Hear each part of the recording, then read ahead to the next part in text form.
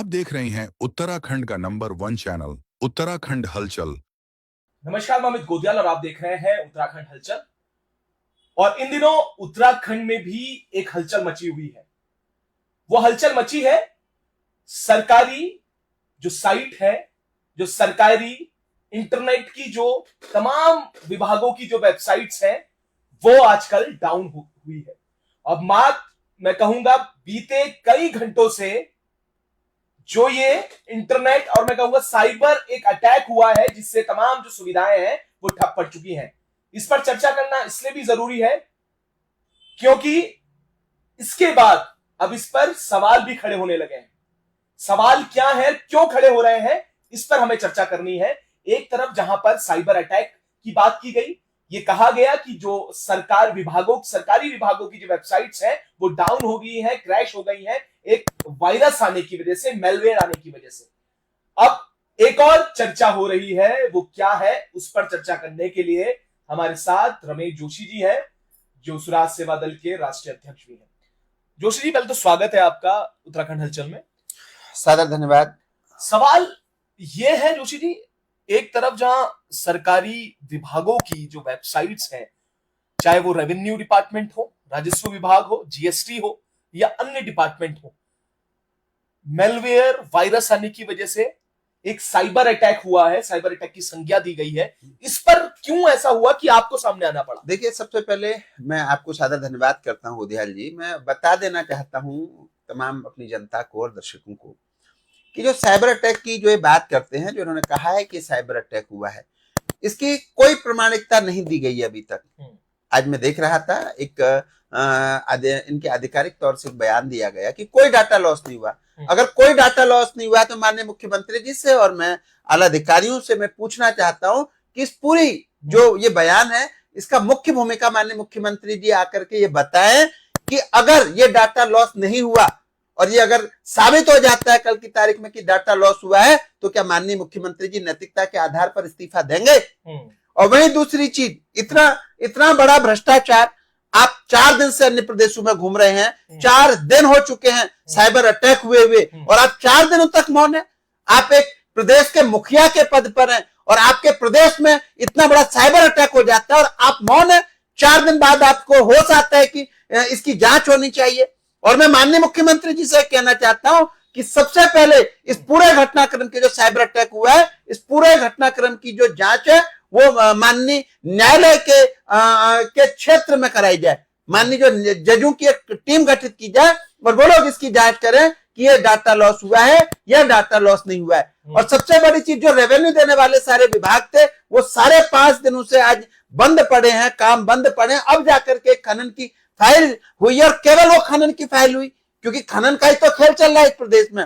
आप बताइए, तमाम वित्तीय अनियमितताएं जो होंगी या तमाम जो चीजें हुई हैं या तमाम अगर कोई फाइलें लॉस होंगी या ऐसा क्या प्रमाण की जो फाइलें लॉस नहीं हुई है, उसके लिए कैसे पता चलेगा? और सबसे बड़ी चीज, जब हम बचपन में मोबाइल लेते थे, जब एंड्रॉइड फोन हम लोगों ने लिए तो उसमें एक एंटीवायरस एक फंक्शन जो है डाउनलोड किया जाता था। एक बात बताइए आप, जब ये सारा काम ऑनलाइन पे हो रहा है तो उन्होंने आज तक वायरस जो इफेक्ट करे वो डाटा, वो सॉफ्टवेयर उन्होंने क्यों नहीं इसमें अपलोड करवाया? आज तक क्या सो रहे थे अधिकारी? क्योंकि इनको केवल इन लोगों को, अधिकारियों को, नेताओं को पैसे कमाने से फुर्सत नहीं है। और सबसे बड़ी चीज है जो आज इन्होंने आधिकारिक बयान दिए हैं, इससे हम बिल्कुल संतुष्ट नहीं है। आपके पास क्या प्रमाण है, क्या आधार है? आपने कैसे कह दिया कि डाटा लॉस नहीं हुआ? अभी तो आप जो कह रहे हैं सारी बात को, सारी साइड अभी तक चालू नहीं हुई। जब सारी साइडें चालू नहीं हुई तो आपने इतनी तेजी से कैसे कह दिया कि, और आप बताइए जनता को, जनता पूछना चाहती है, जनता जानना चाहती है कि ये जो डाटा था ये आपने कहां पर स्टोर कर रखा था, कहां बैकअप ले रखा था आपने, कहां बैकअप कर रखा था आपने? क्योंकि जब साइबर अटैक हो गया तो इसका मतलब कहीं भी मुझे ऐसा लगता है कि एक पूरा एक षड्यंत्र है, पूरा एक खेल है। भ्रष्टाचारियों की तमाम फाइलों को छुपाने का एक इन्होंने साधन बना दिया, जिसे साइबर अटैक के तौर पर कह दिया। बताएं, अधिकारी बताएं, माननीय मुख्यमंत्री जी बताएं, बताइए कि आज तमाम, अब जब आरटीआई लगेंगी, तमाम हम लोग फाइलें मांगेंगे, तमाम चीजें मांगेंगे, तो उस समय आप जवाब दे देंगे कि जो है ये फाइल उस समय साइबर अटैक में फाइल गुम हो गई है। इस प्रदेश में यह क्यों हो रहा है? इतना बड़ा देश में यह साइबर अटैक हुआ तो केवल उत्तराखंड में क्यों हुआ? ये तमाम इतने, अगर कोई व्यक्ति साइबर अटैक करता तो पूरे देश में करता ना, ये केवल उत्तराखंड में ही क्यों हुआ? और सबसे बड़ी चीज मैं पूछना चाहता हूं माननीय मुख्यमंत्री जी से कि आप बताइए कि आज तक ये जब ऑनलाइन का जब काम शुरू हुआ, आपने कितनी बार जो है इसका जो ऑडिट कराया, कितनी बार सेफ्टी ऑडिट कराया आपने? कहां कराया आपने सेफ्टी ऑडिट? कहां आपने जो है उसका बैकअप का जितना भी चीजें थी उसकी उसका जो है ऑडिट कराया? कहां चीजें? जबकि ऑडिट तो हमेशा से सुनते आते हैं कि हर चीज की ऑडिट होती है, प्राइवेट सेक्टरों में भी, प्राइवेट फैक्ट्री वाले भी ऑडिट कराते हैं। आपके पास इतनी बड़ी घटनाक्रम है, पूरा प्रदेश चल रहा है, आज 5 दिन हो गए हैं, सचिवालय में कोई काम नहीं है, उसके बाद में सारी चीजें बंद हो रखी हैं, तमाम लोग परेशान हैं, दुनिया परेशान है, चीजें ठप हो गई हैं, और आप 4 दिन तक बाहर घूमते फिरते नजर आ रहे हैं, और 4 दिन बाद आपको होश आता है कि हमारे यहाँ पर साइबर अटैक हो गया। क्या ये मुखिया के एक कामकाज है? आप मुखिया हैं, जिस समय साइबर अटैक की आपको बात पता चली तो ये इतनी बड़ी आपदा थी कि आपको सारे कामों को छोड़ करके प्रदेश में डट जाना चाहिए था, जानना चाहिए था। जब आप प्रदेश में डट जाते, सचिवालय छोड़ना नहीं था आपको।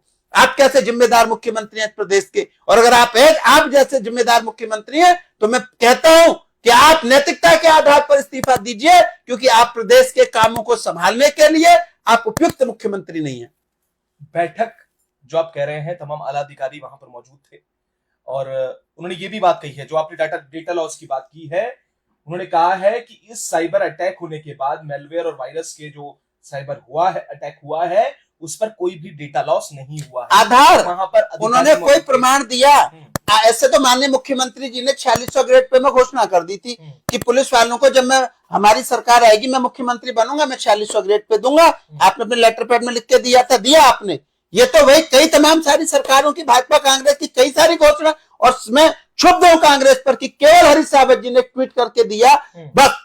उसके अलावा कांग्रेस में ऐसा कोई व्यक्ति नहीं बचा कि आज पूरे प्रदेश में जो है इनसे सवाल करता, पूरे प्रदेश में पूछता कि भाई क्या है, कहां है विपक्ष? मरा हुआ विपक्ष है ये, बिल्कुल, जिसको ये होश नहीं है कि इतनी, अरे आम जनता को बताइए डाटा की महत्ता क्या है। अभी तक आम जनता को, जो हम लोग रोजमर्रे में बिजी हैं, यही मैं सवाल कर रहा हूं, इससे क्या मुझे ये लगता है, जो विपक्ष आपने बात कही, मुझे लगता है कि लोगों को भी शायद जो है इन बातों से फर्क नहीं पड़ता। ये भी एक रीजन है। देखिए, लोगों को तो बताना पड़ेगा ना भाई। एक बात बताइए आप, कांग्रेस तो खुश होगी क्योंकि जितना भ्रष्टाचार हुआ कांग्रेस की सरकार में और भाजपा की सरकार में, वो सारा आज इस डाटा के साथ उड़ जाएगा। आज आप अब जिन लोगों के आप भ्रष्टाचार के गबन की बातें, हम वित्तीय अनियमितता की बातें करते थे, अब जो भी हम लोग कभी पीआईएल दाखिल करेंगे या हम कहीं पर किसी से मांगेंगे, तो आज इन्होंने एक घोषणा कर दी, बता दिया कि कोई डाटा लॉस नहीं हुआ, कोई प्रमाण दिया, कोई पत्र पेश किए, कोई कागज दर्शाए, कोई ऐसी चीजें रखी जिससे कि स्पष्ट होता हो कि ये डाटा लॉस नहीं हुआ। कोई इनके पास, सबसे पहले अगर आप कोई बयान दे रहे हैं तो आप साबित भी तो करेंगे कि जी हम आप लोगों से माफी मांगते हैं, हम शर्मिंदा हैं कि 4-5 दिन सरकार के कामकाज ठप पड़े रहे, भविष्य में कभी भी इस प्रकार की चीजें नहीं होंगी। लेकिन ने कहा ना, लेकिन उन्होंने उसके पीछे फिर कारण देते ना कि आज ये साइडें चालू हो गई हैं, लेकिन हम आम जनता को बता देना चाहते हैं कि हमारी तरफ से कोई डाटा लॉस नहीं हुआ। और क्यों नहीं हुआ, वो प्रमाण आप देते। जब आपने बयान दिए, जब आप कोई चीज कह रहे तो प्रमाणों के साथ कहेंगे या केवल हवा में कहेंगे? अच्छा, एक दूसरी बात है, वैसे तो जब ऑनलाइन कोई सिस्टम होता है तो उसकी जो मूल पत्रावली है उसे भी संभाल के रखा जाता है, ऐसा कहते हैं, डिपार्टमेंट ऐसा कहता है कि मूल जो पत्रावली है उसको भी संभाल के रखा जाता है। अब हमने कुछ साल पूर्व, एक वर्ष, 1.5 वर्ष, 2 वर्ष पहले समाज कल्याण विभाग में भी ऐसी कुछ हुआ, तो वहां पर कुछ डॉक्यूमेंट जलाए जा रहे थे। हमने जब उनसे पूछा अधिकारियों से कि आखिर ऐसा क्यों, तो उन्होंने बड़ा एक रोचक जवाब दिया कि ऑनलाइन हो गई है तो इसलिए ये जो फाइलें हैं इन्हें हम जला रहे हैं।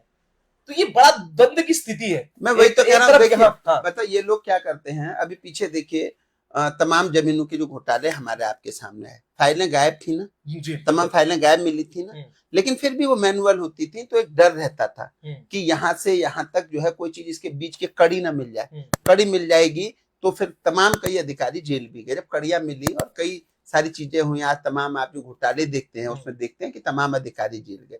लेकिन जब आज आपका पूरा सारा सॉफ्टवेयर ही उड़ गया, वो सॉफ्टवेयर जो आप कह रहे हैं कि वो हमने स्टोर कर रखा है या करना चाहिए, तो सबसे पहले ये बताए सरकार कि वो स्टोर कहाँ है। पहला मेरा प्रश्न है सरकार से कि जो आपने स्टोर कर रखा था वो स्टोर कहाँ है, इसकी प्रमाणिकता दीजिए। दूसरी चीज, आप ये कह रहे हैं कि हमने डाटा, कोई डाटा लॉस नहीं हुआ, आप उसका प्रमाण दीजिए। और तीसरी चीज, आपने आज तक सेफ्टी ऑडिट क्यों नहीं कराया, इस बात का जवाब दीजिए। और चौथी चीज कि आपने आज तक इसमें ऐसा कोई एंटीवायरस क्यों नहीं डाला जिससे कि वायरस अटैक करे तो ये डाटा जो है बंद ना हो। मेरे ये 4 प्रश्न हैं सरकार से। अगर 3 दिन के अंदर सरकार ने मेरे इन 4 प्रश्नों के उत्तर नहीं दिए तो सरकार को इस्तीफा देना चाहिए। और इसके लिए मैं पूरे एक एक बच्चे को, एक एक व्यक्ति को इस डाटा की महत्ता बताऊंगा, इस डाटा के नुकसान बताऊंगा। इस डाटा से आज अगर ये डाटा पे इतना बड़ा साइबर अटैक हुआ है तो इसकी एक एक चीज में आम जनता को जो आज समझ नहीं पा रही है कि डाटा क्या है, डाटा 4 दिन से साइटें बंद है, इसके क्या नुकसान है, कहाँ वित्तीय अनियमितताएं होंगी, कहाँ क्या चीजें होंगी, इसकी एक एक चीज आम जनता से जाके बताऊंगा। और मैं माननीय न्यायालय में भी एक PIL दाखिल करूंगा और मैं पूरा इसका देशव्यापी आंदोलन करूंगा, क्योंकि ये छोटा मोटा अटैक नहीं है, ये पूरे प्रदेश में एक भूचाल है। भूचाल, आम नागरिक इससे सुरक्षित नहीं है।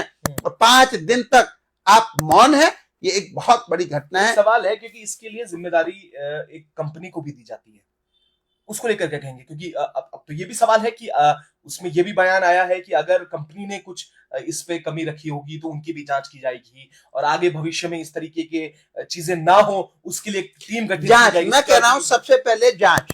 ये एक देखिए, जो निजी कंपनी थी भाई, सारे आज लगभग मैं हमेशा कहता हूं 90% भ्रष्टाचार है। 90% बोलने वाला कोई नहीं है। कांग्रेस डरी और सहमी हुई है कि कहीं उसकी पड़ते न खुल जाए और भाजपा मगन है। चोर चोर मौसेरे भाई हो रखे हैं, दोनों मगन हो रखे हैं। और आज डाटा उड़ने से दोनों खुश होंगे, कांग्रेस और भाजपा। भाई उनकी भी पोल पट्टी ढक गई, उनकी भी पोल पट्टी भग गई। और वो निजी जो कंपनी आप कह रहे हैं, वो निजी कंपनी कहां से आई, किसके माध्यम से आई? और जो सरकार ने तमाम, हमारे जो माननीय मुख्यमंत्री जी हैं उनके पास वो विभाग है, तो उस पर उन्होंने क्या मतलब जो है चीजें करी। जिम्मेदारी तो तय करनी पड़ेगी ना कि अगर ये डाटा लॉस हुआ है या नहीं हुआ है, ये डाटा जो तमाम चीजें, भाई चलो ठीक है, आज आपने बयान दे दिए, ये भी चीजें जब हम अब मांगेंगे, RTA में मांगेंगे, हम सभी लोग चीजें लेंगे तो वो चीजें क्लियर हो जाएंगी। और अगर ये डाटा लॉस हुआ है तो इसकी नैतिक जिम्मेदारी कौन लेगा? और उस नैतिक जिम्मेदारी को लेने के लिए तय हो माननीय मुख्यमंत्री जी कि वो नैतिक जिम्मेदारी लें। और अगर इसमें वास्तव में नुकसान हुआ है और लॉस हुआ तो नैतिकता के आधार पर माननीय मुख्यमंत्री जी बयान जारी करें कि मैं नैतिकता के आधार पर, अगर डाटा लॉस हुआ तो मैं नैतिकता के आधार पर इस्तीफा दे दूंगा। हरीश रावत ट्वीट करते हुए नजर आते हैं। उन्होंने ये भी कहा कि जिस तरीके से सरकारी विभागों की जो वेबसाइट्स है, जो महत्वपूर्ण वेबसाइट्स हैं, वो अगर उसमें साइबर अटैक हो जाता है तो आम जनता कैसे साइबर अटैक से और साइबर जो ठगी हो रही है उससे कैसे बच पाएंगे? देखिए, हरीश रावत जी हैं, पूर्व मुख्यमंत्री रहे हैं, अध्यक्ष रहे हैं कांग्रेस के, बड़े नेता हैं, पुराने नेता हैं। केवल बयानों से क्या होगा? आपने एक बयान जारी करे, आपको पूरी कांग्रेस इकट्ठी करके सचिवालय के गेट पर भूख हड़ताल पर बैठ जाना चाहिए था, देशव्यापी आंदोलन करना था, क्योंकि आप डाटा की महत्ता को समझ सकते हैं, आप समझ रहे हैं। आम जनता हो सकता है इस भाषा को, डाटा के बारे में न समझ पा रही हो, लेकिन आप जानते हैं कि अगर ये डाटा लॉस हो गया तो प्रदेश को कितना लॉस होगा।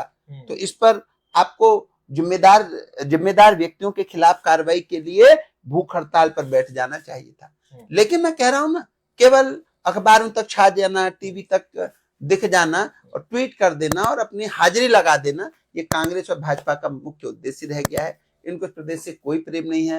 प्रदेश में क्या हो रहा है, किन हालातों में प्रदेश है, कैसे प्रदेश चलेगा, भ्रष्टाचार पे क्या नकेल कसी जाए, कैसे करी जाए, इनको कोई मतलब नहीं।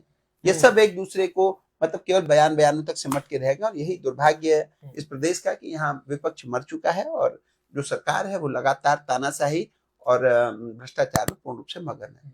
ये बड़ा सवाल भी है। और जो ये डेटा और साइबर अटैक हुआ है, और ये बड़ा सवाल भी रमेश जोशी ने उठाया है। उन्होंने कहा है कि कैसे ये डेटा अगर लॉस नहीं हुआ है तो उसके क्या सबूत मुख्यमंत्री ने दिए हैं, क्या चीजें उन्होंने आगे रखी हैं।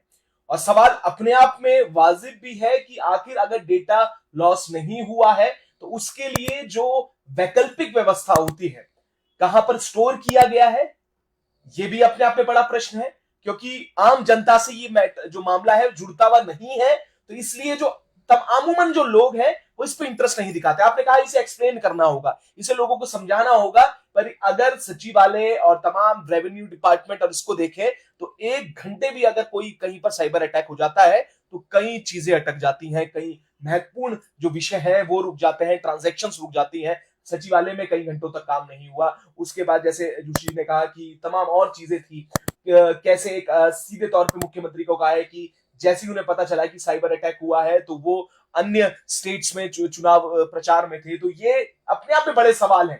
तो आखिर इस पर क्या होगा और आने वाले दिनों में, जैसा जोशी जी ने कहा कि जब सूचना का अधिकार वो मांगेंगे, पीआईएल के लिए वो जो कोर्ट में जाएंगे, तो क्या जब वो डेटा ये मांगेंगे, इसकी जानकारी मांगेंगे, तो क्या ये कहकर मना तो नहीं कर दिया जाएगा कि फलाने दिन साइबर अटैक हुआ तो इसलिए हम डेटा उपलब्ध नहीं है। तो ये सब चीजें हैं, बड़ा प्रश्न भी है और अपने आप में गंभीर विषय भी है। इस पर भी नजर बनाए हुए हैं कि आगे क्या होगा। हम भी लगातार आपको अपडेट करते रहेंगे। तब तक के लिए ऐसे ही जुड़े रहिएगा और देखते रहिएगा उत्तराखंड हलचल। उत्तराखंड हलचल की समस्त अपडेट पाने के लिए चैनल को जरूर फॉलो करें।